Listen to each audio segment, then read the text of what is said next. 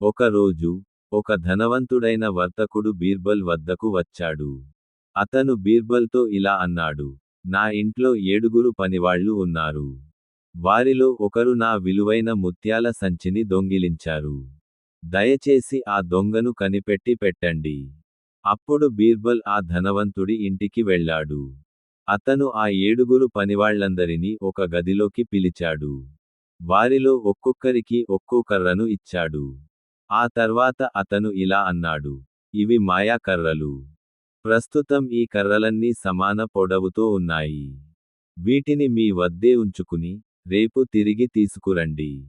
ఒకవేళ ఈ ఇంట్లో దొంగ ఎవరైనా ఉంటే, రేపటికల్లా అతని కర్ర 1 అంగుళం పొడవు పెరుగుతుంది. ముత్యాల సంచిని దొంగిలించిన పనివాడు భయపడిపోయాడు. అతను ఇలా ఆలోచించుకున్నాడు: నేను నా కర్ర నుండి 1 అంగుళం మేర నరికివేస్తే, నేను దొరికిపోను. కాబట్టి అతను ఆ కర్రను నరికి, దాని పొడవును 1 అంగుళం తగ్గించాడు. మరుసటి రోజు బీర్బల్ ఆ పనివాళ్ల నుండి కర్రలను సేకరించాడు.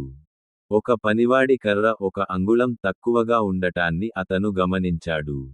బీర్బల్ అతని వైపు వేలు చూపిస్తూ, ఇతనే ఆ దొంగ, అని అన్నాడు. ఆ పనివాడు తన నేరాన్ని ఒప్పుకున్నాడు. అతను ముత్యాల సంచిని తిరిగి ఇచ్చేశాడు. అతన్ని జైలుకు పంపించారు.